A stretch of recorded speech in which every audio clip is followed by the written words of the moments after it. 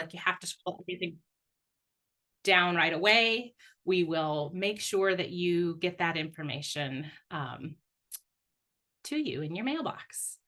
And with that, I'm going to go ahead and get us underway and hand it over to our first speaker of the night, Lauren Drummond. Lauren, take it away. Hi, everyone. I'm so glad you're here. I also want the superpower to carry as much as I want on my back. I'm Lauren Drummond, she, her, and I've been with the WTA communications team here for going on about 12 years. So that's given me a lot of time to add hikes to my saved backpack. I think I have almost 300 hikes saved in my backpack. It's really great. It's the worst kind of problem. I mean, the best kind of problem. So, things that are important to know about me as a hiker and the recommendations I have for you is that I really like a wide range of activities on trail. I like to hike, I like to backpack, I like a very super slow wander, short trail run, snowshoeing. I really love big views, desert views, alpine views, but I don't always want to put in some big miles to get there. Um, I'm not always great about lining up permits, and so I often have to plan trips around dogs and a young kiddo and friends with different experience levels. So, all three of the spots that I'm going to be bringing to you today have options to go small, to go big, to overnight, and to show off three really, really different landscapes across the state because that's really the magic of Washington, right? Okay, so let's get into the hiking recommendations. My very first recommendation is Esquire Ranch in Towel Falls. It's about 45 minutes south and an hour and a half-ish from Spokane. It's off of I-90 in central eastern Washington. It's a former sheep ranch on land managed by the BLM. And when you first pull up to it, it may not at first seem like it has that much to recommend it, but you have to really get out and wander around to appreciate how beautiful and incredible the channeled scablands are. Tall Falls makes a really lovely destination. It's about 6 miles round trip, nice picnic spot. But personally, I think the real beauty of this entire place is the landscape and it's the unexpected geology. What first seems like a relatively similar landscape transforms into tiny pockets of buttes and mesas and outcroppings of columnar basalt everywhere. And then, of course, anytime you have a flowing creek like Rock Creek in a dry landscape, you'll see pockets of trees and bushes that transform over the seasons. Wildflowers right now, but also in the winter, the waterfall freezes up. It's just a place you can visit year round, and it's amazing. There's a small first come, first served campground, and you can sort of just poke around the ranch and wend your way along the creek. But this place is big enough that you can get in some really big miles. I did an orienteering race here a few years back and I put in 19 miles in 8 hours. It was really incredible on this giant loop of roads and trails. And sort of a challenge, if you're looking for a car-free adventure and are feeling particularly ambitious, the trails here connect to the Columbia Plateau Rail Trail. So technically, you could work a bike to hike trip from Spokane. So, late summer, or I mean, late spring or early summer is really an ideal time to visit right now. And before the heat makes lack of shade sort of, makes it hot and a problem. And my hot tip is dress to avoid picking up ticks and or visit in winter when it's too cold for them. So that's my first pick. My next one is we're going to head into the Central Cascades. The next hike I want to talk about is Quartz Creek in the Central Cascades. It's off of Highway 2. And this trail came onto my radar when I did some trail work here a few years back. The trailhead is really where the magic begins. It's just past where you go, like you'll drive just past the super, super, super popular Blanca Lake parking lot, and then you get to this parking lot, and it has three trails leading off from a single trailhead. And that really splits foot traffic, and it creates some really interesting loop options. So Quartz Creek Trail, especially on a hot day, is really shaded and you climb alongside the creek. And there's one particularly charming stream crossing with a plunge pool and a waterfall. It makes a great picnic spot. Good for dogs and kids to play, cool down. It's a nice turnaround spot if you want to do shorter miles. But if you want to keep going, you veer away from the stream and you climb up towards this low pass, Curry Gap, where the meadows are. And it's a really nice spot for lunch, especially if the bugs aren't bad. Again, bring your net. This is the Cascades in summertime. So on its own, Quartz Creek is just a great trail to have in your back pocket, especially for a hot day. You get some peekaboo views along the way. But It could also be worked into a much bigger trip that climbs up the Bald Eagle Trail from the meadows, from that little Curry Gap, up to some of the most stunning sections of the PCT. And there you can go north, you can go south, you can do a base camp. There's some key exchange and loop options in all directions. And if you really love a big old loop, you can come back down via West Katy Ridge back to your car. It's really, just the options there if you're a backpacker are amazing. So the bigger loop especially is a midsummer into fall trip. So save it near my backpack. And then be sure to check trip reports and zoom in on Hike Finder Map. This is really where I feel like WTA shines. The trip reports and the community there is going to give you everything that you need to know sort of what's happening. Or if you're the first one out, you can give everybody else the lowdown on sort of water sources, bugs, roads, where the snow patches are. There's also another cool tool you could check out, WTA Finder. We have a new snow depth map layer, so you can sort of get a sense of how well the higher elevations are melting out. So anyone hiking this trail, depending on the last time it's on maintenance, I will say it can be a little bit brushy. And so just go prepared to, can put some berries in easy reach, but you should go prepared for your legs to get a little dew damp. And then just like pay attention for nettles that might sting you earlier in the season. It's my second rec. Third rec, we're going to head a little further south on the east side of Mount Rainier into Twin Sisters Lakes. So this is way up bumping Lake Road. Further south, the last trail I'm going to talk about, it's sort of between Chinook Pass and White Pass, just east of Mount Rainier's. Twin Sisters Lakes is the best. It's a popular family backpacking destination because it's a relatively gentle 2-mile climb. It's a 4.5-mile round trip, either day hike or backpacking trip. And the lakes are big enough to poke around and really spread out. And there are lots of established campsites and a few peekaboo views of Mount Rainier on a clear day. If you have extra time, whether you're doing a day hike or whether you're backpacking, you should detour over to Blankenship Meadows on your way there. It's these huge flat meadows. They're really cool. They're really eerie, amazing for stargazing if you're camping nearby. And they're just a really special, unique place. They're unlike anywhere else I've been in Washington. So, Twin Sister Lakes are great on a destination on their own, but like the other thing, it also makes a really stellar launching spot for some big base camp adventures where you can go out and do some swimming or some more ambitious backpacking trips. You can catch the PCT down to White Pass if you can sort out a key exchange. This is a pretty flat section of the PCT in terms of elevation gain. There's lots of little pothole lakes through here. So it's pretty family friendly or older knee friendly. You can also go to Tumac Mountain and climb that, which is a former lookout, or swim in Pear Lake, which is deep and beautiful. So when I recommend this trail to folks, I usually tell them to wait until fall because all of those little lakes mean that the mosquitoes and the bugs here can be brutal. But in a dry year, which we're supposed to have, this whole area becomes hikeable without the intense bugs a little bit earlier, closer into August.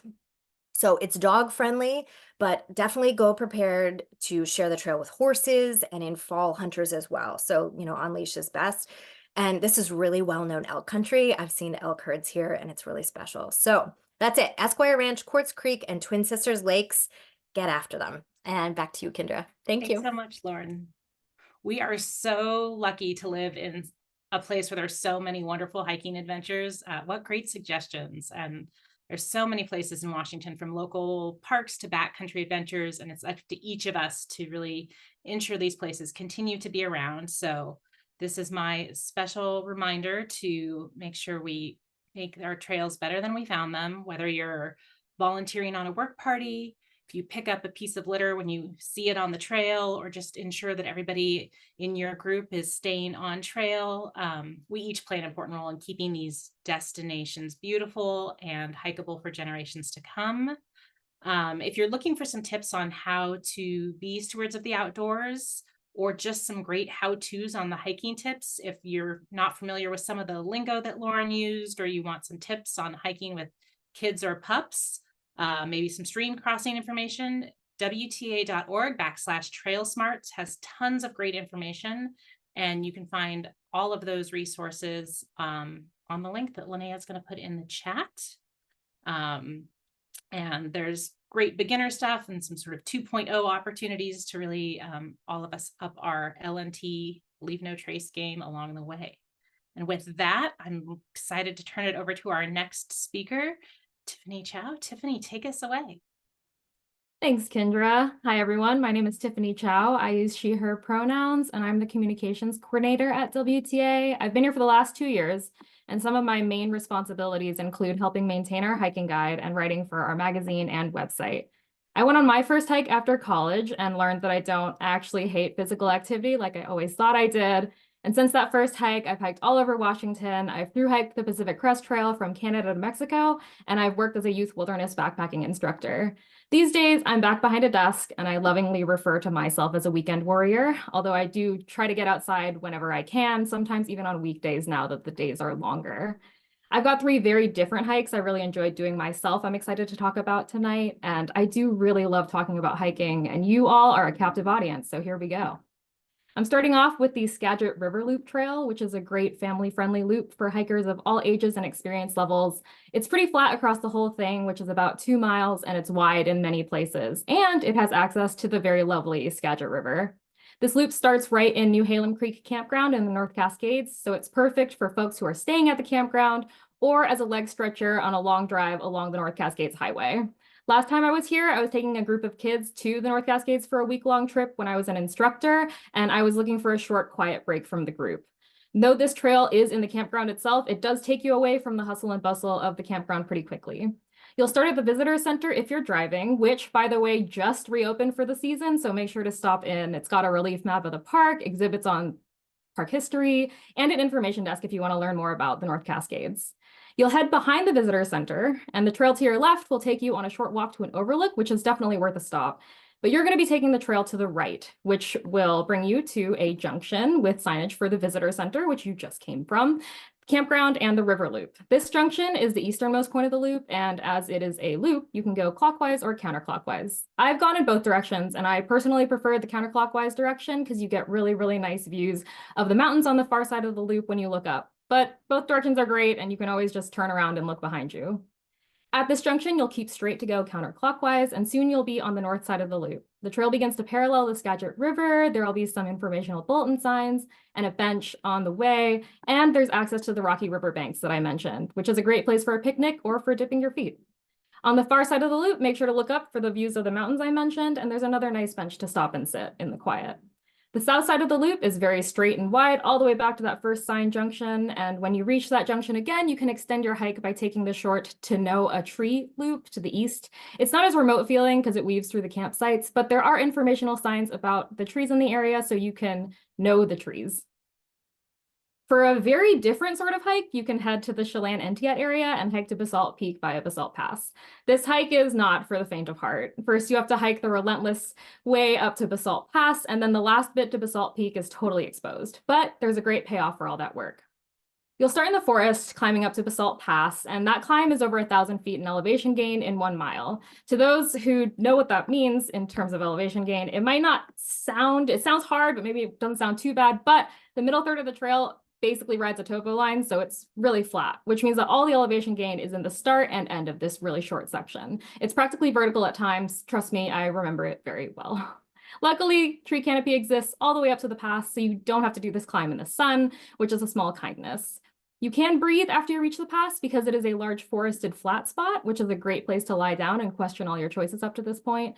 You won't have any views here, but don't worry, you will get them before the hike is over.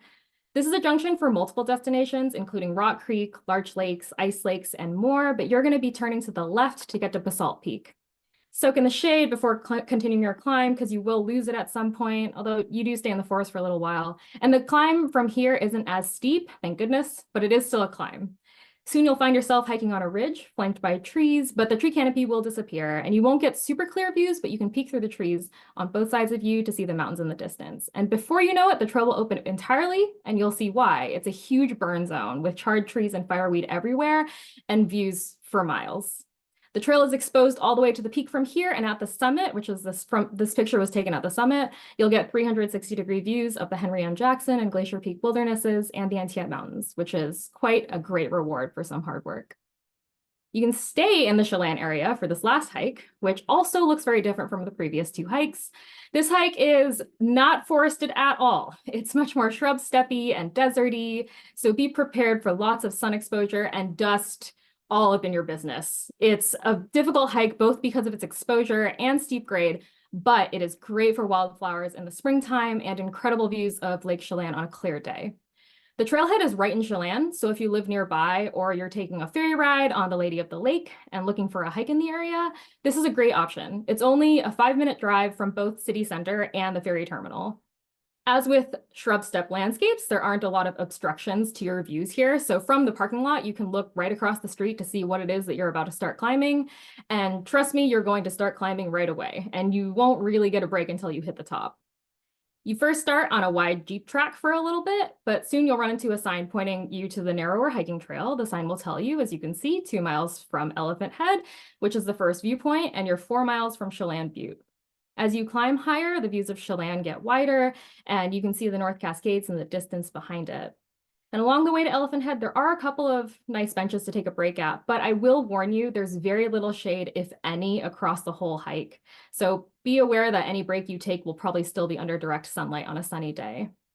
Elephant Head, as I mentioned, is 2 miles in. It's a short but very steep climb off the main trail, but steep is sort of the name of the game with this hike. There is a bench at the top of Elephant Head with panoramic views in all directions except in the direction of Chelan Butte itself because it is taller. This view does include views, though, of the Columbia River, which you couldn't easily see on your hike up to this point. In my opinion, the hike to Elephant Head is a worthy day hike all on its own with a really great payoff. The trail past Elephant Head gets even steeper, but your views get even better, and you get more uninterrupted views of the lake and the mountains behind it. The top of the butte is arguably a little anticlimactic because it is the site of multiple communication towers, so you might not get those 360-degree views from the top, but luckily for you, you saw all the best views on your way up to the summit. Happy trails, everyone. Hope to see you out there, and I will hand it back to you, Kendra. Thanks, Tiffany. Appreciate the great information. Now, Tiffany, I think mentioned she's a member of the communications team. She really knows her hikes with her responsibility as part of the hiking guide, but she also does a great job helping support our trip reporter community. So I want to take just a minute here and sing the praises of our trip reporter community. I'm sure that many of you have used WTA trip reports, and now this time where we ask all of you to consider writing them as well. Trip reports are a vital tool that help keep people safe, and not only do they give current information for other hikers, they also help WTA and land managers know if there's particular problems on trail or damage that we need to address. The information you share is key data that not only shapes trail work priorities, but can also shape management decisions for our public lands. So it's super helpful when you get back from a hike to share a quick download with your fellow hikers. A good trip report doesn't have to be long, just a quick, what were the conditions of the trail? Anything you wish you'd known before you go out? Maybe share a photo to help paint a picture of the experience for the next person. And thanks to the Trailblazer app, it's now super easy to pull photos straight from your phone into your trip report. So I'm guessing you've all gotten great information out of trip reports. Please pass that forward to the next person to go out on trail. And as an additive incentive, if you write a trip report and include the hashtag Hike the State by June 10th, you'll be entered to win a prize pack. So we're giving away an REI FlexLight chair, a loose solar inflatable light, and some WTA swag. All you have to do is write a trip report with the hashtag Hike the State by June 12th to be entered to win. So I look forward to reading about all of your great adventures. And with that, I'm going to hand it over to Joe Gonzalez to help share some more adventure opportunities with us. Joe? Thanks so much for that, Kendra. Hey, Washington hikers. Thanks for being here. My name is Joe Gonzalez, and my pronouns are he, him. I'm WTA's digital content coordinator. That means I help manage our social media, I write for the magazine, and I produce some content for the website. I'm so excited to be here with you tonight to watch this presentation, and frankly, I'm getting excited to hike as we go further along. Now, a little bit about me. I've thru hiked numerous long trails in the United States, and I'm a former professional backpacking guide. So somewhat obviously, perhaps when I'm not at work, you can find me hiking in the back. And that means I'm probably planning and training for my next big hike in the backcountry. You'll see what I mean in my recommendations. The first trail that I want to talk to you about today is the Bogachiel River. It's got all the classic vibes of a river hike in the Olympic rainforest because it is an Olympic national park, only dialed up to 11. I mean, this hike is seriously rugged, so expect unmaintained sections of trail with rotten bog boards, lots of brush, and even washed out sections where you'll need a rope to climb over obstructions. Olympic National Park has a bunch of fun trails that parallel rivers. The Hoh River and the Enchanted Valley are some great areas you might have visited before. While the Bogachiel is similar, it feels significantly more challenging and it's a little bit more remote and quiet. It's basically a tougher hike than those other ones with less people, but it's still super rewarding. Now, the trail itself is pretty easy to get permits for. Just plan ahead with the national park beforehand and be sure to bring your federal lands pass. That's actually how I visited the Bogachiel River the first time back in May of 2019. Now, later on, I learned that the Bogachiel River was part of the Pacific Northwest Trail, which is a roughly 1,200-mile hike that stretches from Chief Mountain at Glacier National Park in Montana to Cape Alava in Olympic National Park here on the northwestern point of Washington. So when I revisited this trail back in 2023, this time connecting it as part of a larger loop, it was so much fun. And on the way back to our car, we even came across some Pacific Northwest Trail thru hikers going the opposite direction of us who mistook my partner and I for thru hikers. We chatted and we gave them snacks, and I thought it was especially cool to see them so late in their thru hike, over 1,000 miles deep, while my partner and I were on a weekend trip. You can check out that trip report on WTA.org. But make no mistake, like I mentioned, this trail is a pretty tough one. There's a lot of overgrown grass and brush. Some of the bog boards are really rotten, so be sure to watch your step. Also, it gets pretty hot and stuffy in the thick of the rainforest, so keep an eye out for elk, stinging insects, bears, and wild mushrooms. Personally, this place totally reminds me of Mirkwood or Fanghorn Forest for all of my Lord of the Rings fans in the audience. I recommend the National Geographic Illustrated Topographic Map for this one, but if you prefer digital maps, you might consider buying the Pacific Northwest Trail section of Far Out, which is a popular thru hiking app. Now, my hot tip for this one is getting to the Bogachiel River trailhead is kind of rough. The road isn't super well maintained and it's a bit slower than you might anticipate, so be sure to budget your time adequately. Now, we're going to change pace a little bit. I want to go somewhere a little bit closer to where I live. This time, we're going to check out the Lake Hills Greenbelt. So the Lake Hills Greenbelt, it's aptly named because it travels through the Lake Hills, Robbinswood, and Westlake Sammamish neighborhoods of Bellevue. So have you ever been on a hike in a city and been surprised at how, quote, wildernessy it felt? That's basically the Greenbelt. It runs through East Bellevue and it connects the Greater Lake to Lake Trail, which connects Lake Sammamish and Lake Washington. It's basically just hit after hit after hit of great trail connected into a bigger system. I believe this entire network is managed by the city of Bellevue. Now, I originally moved to Bellevue in January of 2020 for work, and we all know what happened next. COVID. So I canceled my gym membership and I began running. Little did I know I'd accidentally moved to the heart of this super rich urban trail network. And I didn't know it at the time, but Bellevue is affectionately known as a city in a park due to how many green spaces it has. So I seriously lucked out. These days, I spend most of my time on Lake Hills Greenbelt running. There are just so many options to explore and connect routes. The connectivity and infrastructure make it super convenient to get outside. And I mean, most of the parks in the Greenbelt even have bathrooms. Now, that's convenient for anyone to have a bathroom accessible, but I appreciate it especially when I'm mid-run and have to do my leave no trace duty, if you know what I mean. All of my runners in the audience know what I'm talking about. Now, I recommend you visit the Greenbelt if you love birding or if you want a nice continuous stretch of trail to run or ride your bike. It's also nice for an accessible stroller picnic. There's even a blueberry farm where you can pick berries when in season. And if you prefer something a little bit more interactive, maybe you can make a trip to Kelsey Creek Community Park to visit their historic barns and farm animals. You can even pick up seasonal fruits and veggies at the Lake Hills Greenbelt produce stand. My hot tip for this one, all the wildlife lovers in the audience, bring your binoculars and camera. There are so many cool birds on this trail, like osprey. I've even seen pileated woodpeckers like 2 or 3 blocks away from my house.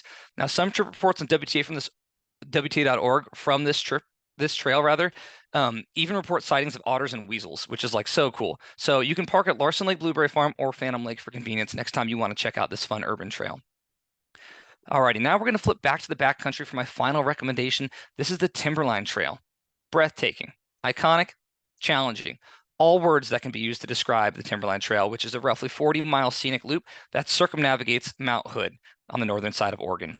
Now, I first visited Mount Hood and the Timberline Trail back in 2016 on my northbound through hike of the Pacific Crest Trail, and I can remember it like it was yesterday. After 2,000 miles I'd walked, I was finally almost to the Washington-Oregon border. The lodge was bustling with people, the beer was delicious, and I was totally smitten with the Pacific Northwest. It's no coincidence I live here now. Since then, I revisited this trail twice to through hike the Timberline, once in 2020 and again in 2023. Both times were clockwise, starting from Timberline Lodge. Both trips were 1 night, 2 days long, and both trips were a ton of fun. Now, Timberline Lodge is on the south end, but you can also begin your hike at Cloud Cap on the northern side of the mountain. There are a few other trailheads not far off you can take too, but starting from the lodge is good for a couple reasons. For one, it's convenient. There's a lot of infrastructure. The road's nice. There's tons of bathrooms, and you can visit the historic lodge itself without fear of making your miles for the day, which is an anxiety I always have when I'm on a longer trip and I have a kind of limited time frame because it's the weekend.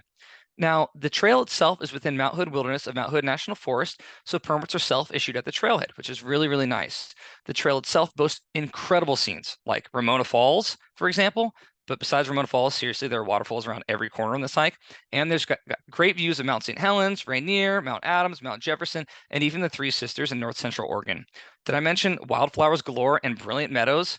They're fantastic, but it's not without its challenges. To be honest, it's a flat-out hard hike.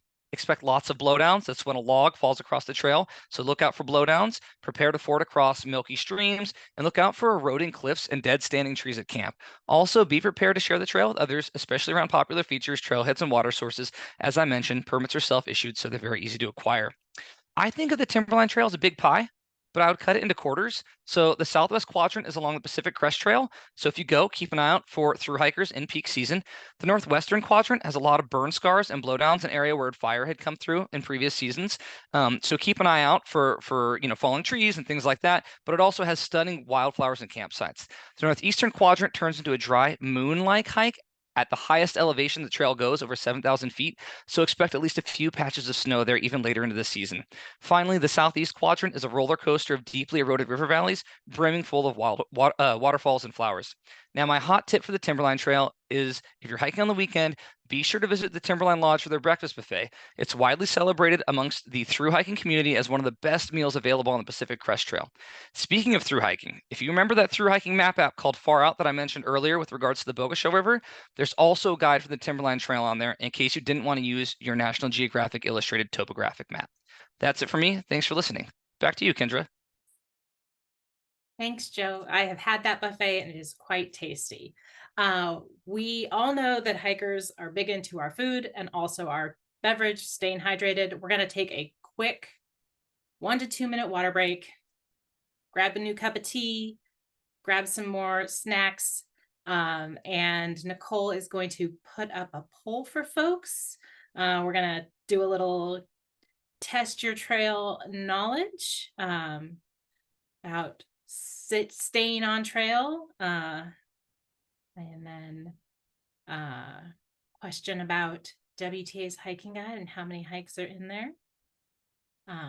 So take a second, test your L&T knowledge, grab some water, and we'll be right back. If you're sticking around with us and have your My Backpack handy, you can also use the hiking guide to search for different features. So if you're looking for hikes that are wheelchair friendly, there's a wheelchair friendly hike there. There's an option to look for kid friendly hikes. You can even look for particular landscapes if you're hoping to see wildlife or waterfalls. Lots of different options. If you pop open the filters, you can find all sorts of great information about whatever sort of hike you're hoping for. That's my favorite part about the WTA app and the hiking guide is the choose your own adventure piece, because everybody's hike is a little bit different. When I hike with my wife, it's different than when I hike with my sister, is different when I hike with my friends. So this way you can pick the perfect hike for whatever your day has in store. And we're going to go ahead and give it 1 more minute here. This is the moment to dash back. If there were commercials, the commercial's coming to an end here. We've gotten some questions about the Washington Trails magazine, which is our amazing magazine that comes out quarterly. It is a benefit of membership. And you become a member of WTA when you donate. So when you donate to Washington Trails Association, then we will send you a quarterly magazine with all sorts of great information and beautiful photos inside. All right. I'm hoping you've got your new tea. We're going to close out the poll here. And we're going to go ahead and get back up. Hopefully you learned a little something. I don't actually know if you all can see the answers to the poll. That is a thing I forgot to check. But WTA's hiking guide has more than 4,000 hikes in it. So we're just getting a taste of what's happening tonight, and you can see the answers. Great. Okay, with that, I'm going to go ahead and turn it over to James Alexander to give you the final 3 recommendations of the night before we break into some Q&A. Hey, thanks, Kendra. Hello, y'all. I'm James Alexander, he, him, and I am the crew leader for the Southwest region, where I provide the volunteers a safe and fun environment for all to work in. My region covers from Cape Disappointment to the southeast side of Mount Adams, and as far north as Tatoosh Mountain Range to the southern reaches of Lyle on the Columbia River Gorge. Now, I have 3 hikes that are some of my favorites in the Southwest region. All 3 hikes have a wonderful side quests available with multiple trail systems intersecting the primary trail. When you're done with the hike, I have a few recommendations for good eats in the surrounding areas. Now, the first recommendation was my first trail in Washington that was above about 2,300 feet, and that was not located in the Columbia River Gorge National Scenic Area. Have you ever visited a fire lookout? If the answer is yes, well, here's another one for you to visit. If not, then let's go. Just south of Randall, above the Sismith Learning Center, sits Burley Mountain at 5,300 feet, with one of the last remaining fire lookouts in the Gifford-Pinchot National Forest, with breathtaking views of Mount Rainier and Mount Adams. The summit is just part of the adventure. The hike, starting in the Colville Creek Trail Network, is where the fun begins. Although there are sections with big gains, you will find plenty of spots to break along the way. I like to start at Colville Creek Trail to Angel Falls, which connects to the Burley Mountain Trail. As soon as you hike the first 3 miles, you will pass through second and third growth forests and old growth burnt stubs, I believe from the Sismith fire back in 1903. Once you reach the forest road to 7605, don't stop. You got to keep going. Travel up to the exposed road through huckleberries and wildflowers for another 3 miles until you reach the summit. When you're ready, take the same route down, but before you end the day, take a detour to walk under Curtin Falls. When planning your trip, bring plenty of water, and if you go before May, you might find some snow, so wear warm clothing and bring some wet weather gear. When I'm done with this hike, I like to grab a burger and a beer, or a cold beverage of your choice, at Big Bottom, or a burger and shake at Huff and Puff, both found in Randall. Now, my next hike is Vanson Peak, just east of Burley Mountain, nestled between Morton and Randall. This was my first official work party as a crew leader back in May of 22. Here, you have several trails to choose from to reach the peak, which sits about at 4,900 feet. The trail I enjoy most starts at Goat Creek Trailhead. As you walk the 6 miles, you will pass by old growth Douglas firs, hemlocks, and spread cedars. You will walk by several waterfalls, including walking under Cathedral Falls. You could spend half the day just marveling at its power and height. Another route is the Green River Trailhead. On this 9-mile walk, you will get a great view of Goat Rocks to the west and also marvel at the old growth trees as well. When you connect to Vanson Ridge Trail, take a side quest to Vanson Lake. Once you arrive at the top of Vanson Peak, you'll spot Mount Rainier, Rife Lake, the Goat Rocks, and on a clear day, you might be able to get a glimpse of Mount Adams. I also know in May, there might be wildflowers along the peak. Pro tip, if you enjoy waterfalls like I do, they flow most between April and June. And I consider this a great place for hikes that include novice backpack camping on both routes. There's actually cell phone service on the peak as well. On my way home, I always like to stop at Papa Bear's Restaurant and Lounge in Morton for a good chicken fried steak and a cold beverage too. My last trail is Steigerwald Lake National Wildlife Refuge, located east of Washougal. Sometimes at sunrise, standing at the Mountain View Trailhead, when the clouds are at the correct level, you will witness a painted sky with Mount Hood casting its shadow under the clouds, just as you see in this current photo. This is one of 2 trails that I bring most of my out-of-town visitors, because of accessibility for a wide range of hiking abilities. It's short drive from the 205 and 5, and it's close proximity to the Portland-Vancouver metropolitan area. The refuge sits on the bank of Columbia River and is the first of many stops in the Columbia River Gorge National Scenic Area. As you walk through the 3 different trails, Mountain View, Refuge River, and Wildlife Art, you will see that it is a popular location for birding, both migrating and local waterfowl. And there are plenty of bald eagles and osprey to watch. You might even see black-tailed deer lounging in the fields too. Mountain View is a wide, flat, 1-mile point-to-point exposed, compact, gravel accessible trail with several benches along the way for rest. This leads to the Refuge River, the only multi-use of the 3 systems. Refuge is mostly exposed and runs 3 miles point to point. If you take a left on Refuge, you'll be able to walk the Wildlife Art. You will know why the trail is named as such, so get your binoculars, cameras, recording devices, because you will see and hear a lot of animals. And if you haven't already figured out, after this hike, I'm grabbing some grub and a cold beverage. And the place for me is Grand Giraffe in Camas. But if you want a morning hiking snack, hit up Next Dough Neighbor. The donuts are off the hook. All of these hikes and many more can be found on WTA's hiking guide and or the WTA Trailblazer app. If you do venture out on these trails, I would love to hear about it on the WTA Trip Report or post it on IG using hashtag Washington Trails. Back to you, Kendra. Thanks so much, James. I appreciate all the great information. So you've gotten a lot of great hike recommendations tonight. You've also gotten a sneak peek into some of the work that WTA does to ensure that these trails continue to stick around and we have trails for everyone forever. As I mentioned earlier, Washington Trails Association is a nonprofit.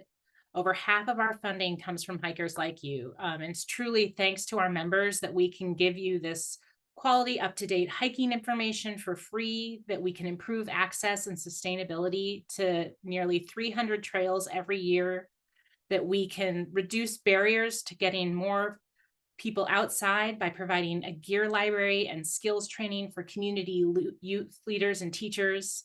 If you value the outdoors and really want to be a part of ensuring that these places continue to be around, I hope you'll consider joining WTA.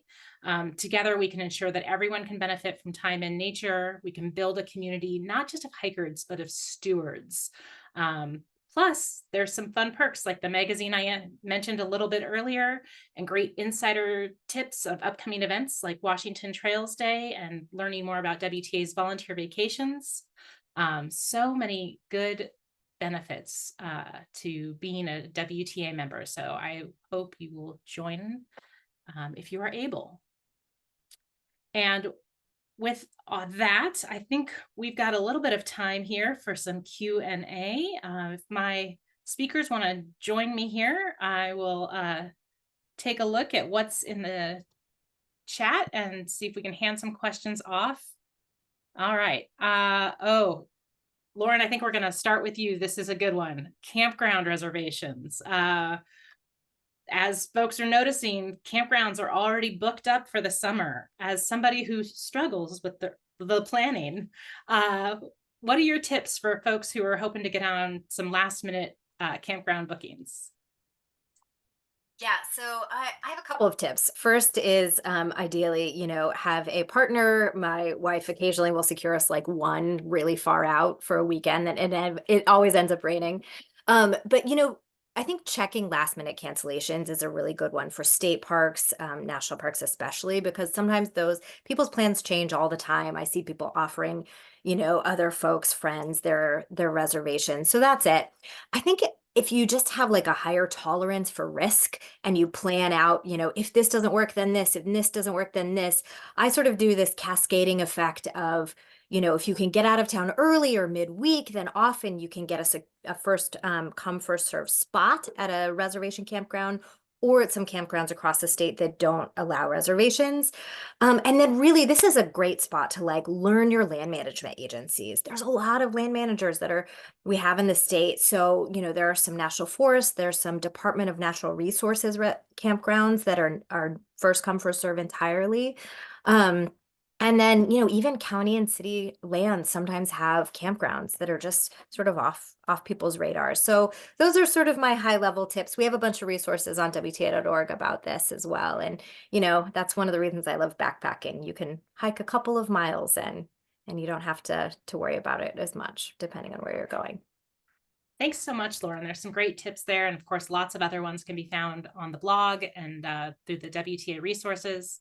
The next question we've gotten is around sort of wildlife and hiking. I know that wildlife can be a perk on trail, but I know that particularly some of the bigger animals, bears and mountain lions, cause folks concern. Joe, could you talk to us a little bit about some of the best practices for wildlife?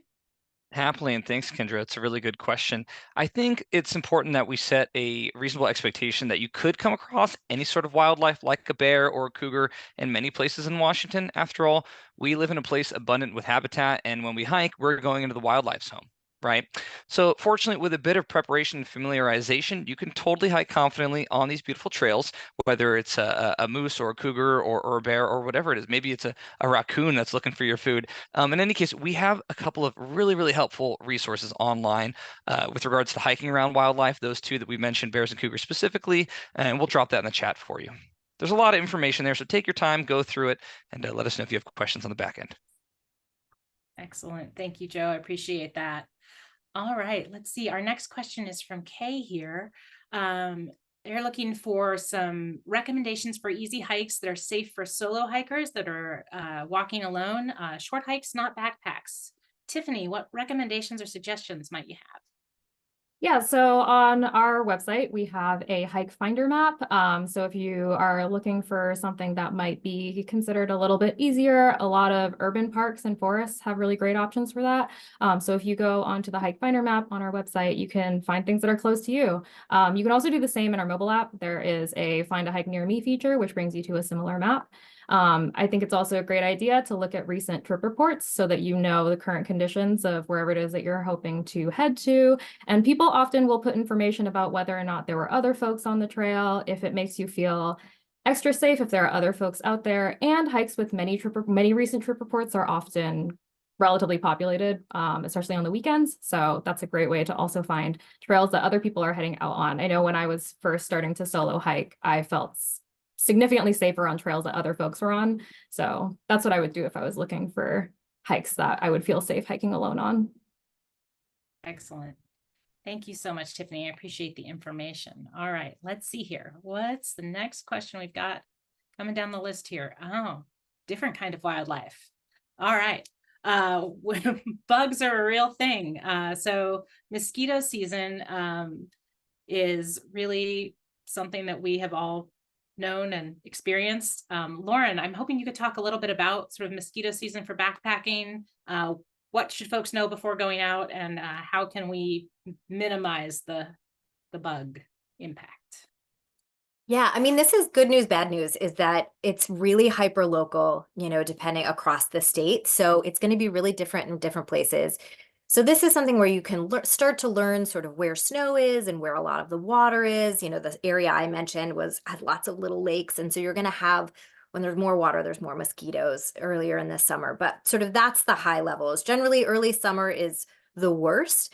Fall is the best when it gets cold enough at night to kill bugs, but it really is pockets all over the state. So that's why I mean, trip reports are great. People are so generous in sort of reporting back sort of what the bug situation, black flies, mosquitoes, ticks, so that you can judge your tolerance for that or take a head net. When I moved to Washington, a bazillion years ago, I invested in a nice head net and it has served me very nicely.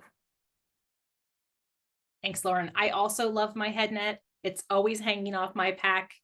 People tease me about it sometimes, but it is the best. It works not just for mosquitoes, but for flies, which I find even more challenging. All right. Our next question is around sort of car-free hiking options and what opportunities there are for folks who don't own a car. So Tiffany, can you tell us a little bit about car-free hiking and some options out there for folks? Yeah, so I mean, one of the first things that I think is great is to go to somewhere within city limits, taking public transit to your favorite urban forest or urban park. Like Washington, we're very, very lucky to have a lot of urban green spaces to head out to. And I know within like a half-hour bus ride from me, I can get to maybe 5 or 6 different city parks. Another option is Trailhead Direct. If you do live in the Seattle area or the Issaquah area, then you can take the Trailhead Direct to get to various hikes on the I-90 corridor. And it runs from Memorial Day weekend through Labor Day weekend. So it's great. It's coming right up. And then there are a few other things. If you're willing to do some research, there are actually quite a few trailheads you can reach without a car at all. One of the ones that I can think of right off the top of my head is you can take an Amtrak bus to Stevens Pass from various cities on the I-90, the Highway 2 corridor. And so if you are looking for a specific trailhead, there may be other ways to get there. It's worth looking into because there are some things that do exist out there, like this Amtrak bus that's just able to take you to Stevens. Thanks, Tiffany. One of the tricks that I also like is that you can keyword search trip reports. So you can put in bikes and see where else folks are taking their bikes or what other bus opportunities folks might be looking into. All right, I think this might be our last question for the evening. So we've got a lot of great options that we've talked about tonight, from short to long, but we had one of the participants ask, how do you gradually work up from those shorter hikes to really build your endurance to a longer or steeper hike? James, you want to share some tips there? Yeah, sure will. First of all, take plenty of water no matter what hike you're going on to. And then get plenty of rest the evening before. What I normally do is, even as long as I've been hiking, if I haven't been doing it for a while, I'll definitely get on a trail, not a what do you call it? What do you run on? A treadmill or something. I'll definitely get on the trail and walk flat land, and then increase up to, a couple of more miles, 2 or 3 miles first, and a couple more miles with a little bit of elevation to get my heart rate up, and then increase to like 1,000 to 2,000, depending on how far and how long you want to go. If you're just going for distance, then find some flat land and just walk it and hike it. If you're looking for elevation, there are plenty of areas here in the state of Washington to find some elevation to gradually go up from 1,000 to 4,000 feet, actually. Bring plenty of water, get a good pair of boots or shoes, and bring plenty of snacks. And also, if you visit the WTA website, there are plenty of resources on the website for beginners and for any other questions when it comes to hiking and camping. Excellent. Thanks, James. Snacks are the answer to pretty much everything. And I think it's important to remember that everybody has sort of a different speed and ability. So, for sure, push yourself and set big goals, but remember that every day out there, we're lucky to be out there, and there's lots of great adventures at every level. So with that, we are getting real close to out of time. I want to thank everybody on the webinar for joining us, and I hope you all take a moment to give a huge thank you to all of our amazing hike experts, Tiffany, Lauren, Joe, James. Thank you all so much for being here. Please share your appreciation. I know that I learned some things. I got some new recommendations for summer. And finally, as you start to plan your summer and you get your suggestions, we're really excited to hear about where you go. I hope you're inspired to become a WTA member, write a trip report, take somebody new hiking, and don't forget about the chance to win the great prize pack by trip reporting with the hashtag Hike the State by June 10th for a chance to win an REI FlexLight chair, inflatable light, and some great WTA swag. Of course, we can't wait to follow all your adventures. Thank you all so much for joining. Have a wonderful, safe season on trail. Be kind to each other. Be safe. Have a great night.